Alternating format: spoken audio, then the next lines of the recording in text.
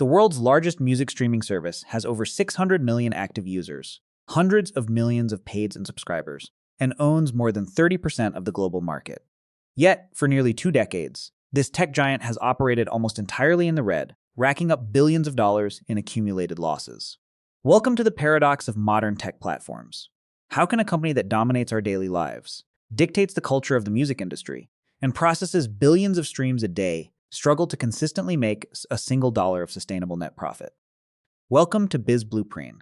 Today, we are going to reverse engineer the financial architecture of Spotify, dissect its brutal expense framework, and uncover how it trapped itself in a terrifying scale trap where more users don't automatically mean more wealth, but could actually mean more risk.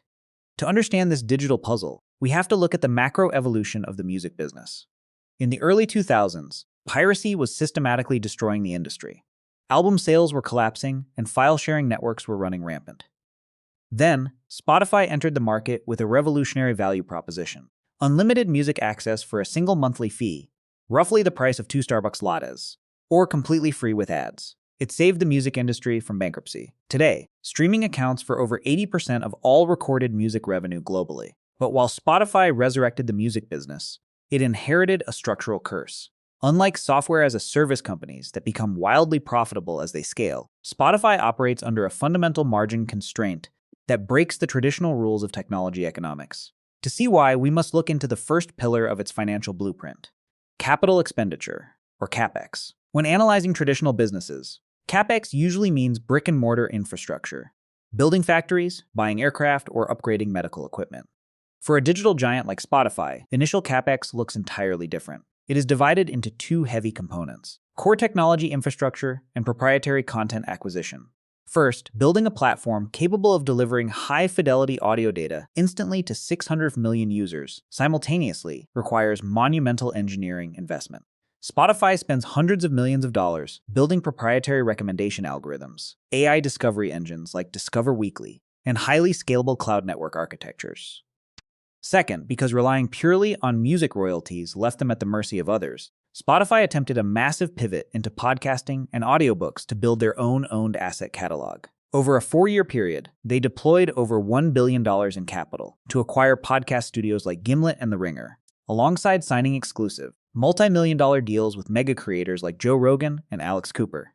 This massive CapEx injection was designed to do one thing: buy their way out of the music royalty trap.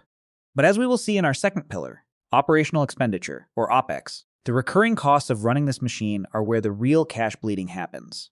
In aviation or hospitality, when you sell an extra seat or a hotel room, your marginal cost is practically zero. In software, once you write the code, selling it to the 1 millionth customer costs nothing. But for Spotify, every single time a user hits the play button, money instantly flows out of their bank account. This is due to their brutal, variable cost structure: music royalty payouts. Spotify does not own the music on its platform. Over 70% of every single dollar Spotify earns from premium subscriptions or advertising is instantly paid out to music rights holders, specifically the big 3 major record labels: Universal Music Group, Sony Music Entertainment, and Warner Music Group. This payment structure is governed by a complex stream share model.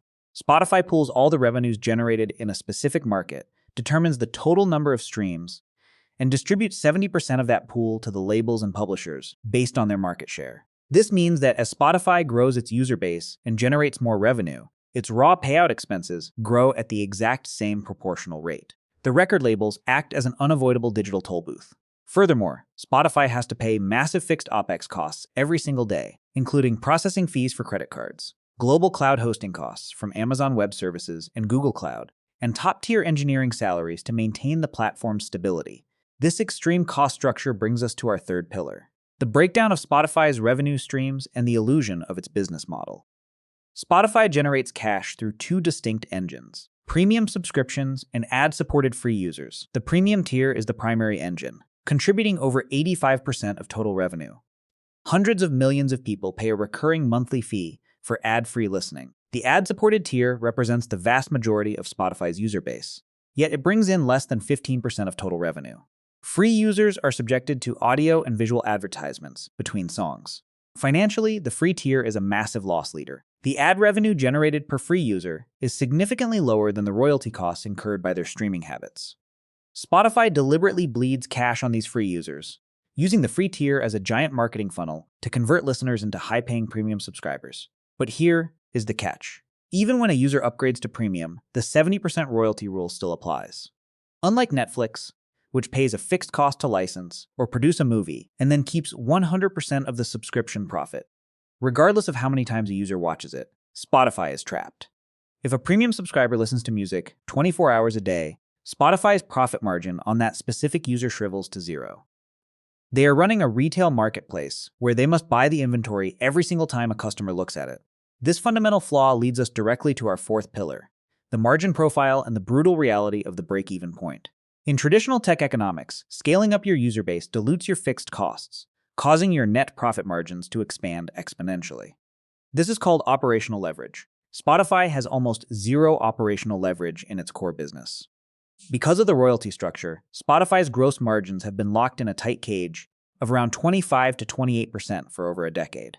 After subtracting their marketing, administrative, and research development costs, their net profit margin routinely falls below zero. To achieve consistent, long-term profitability, Spotify has to hit a massive, near-impossible load factor of active users while aggressively slashing internal costs. This is exactly why the company has shifted its strategy over the last 2 years, laying off thousands of employees, scaling back its overhyped podcast spending, and raising subscription prices worldwide. They are trying to squeeze extra pennies out of their existing users because acquiring new ones no longer yields cheap growth. The primary risk hanging over Spotify's business model is a coordinated margin squeeze by the major record labels, who hold all the leverage. If the labels demand a higher percentage of the revenue pool, Spotify's financial house of cards collapses instantly. In summary, the economic blueprint of Spotify exposes the hidden danger of platform capitalism. Market dominance and user growth are completely meaningless if you do not control your underlying supply chain. Scale can become a trap when your core variable costs grow just as fast as your revenue. Spotify built the world's most beautiful jukebox, but they forgot that the house always wins. And in this game, the record labels are the house. How much do you pay for your monthly music subscription? And do you think streaming platforms will eventually be forced to abandon the flat-rate unlimited model to survive?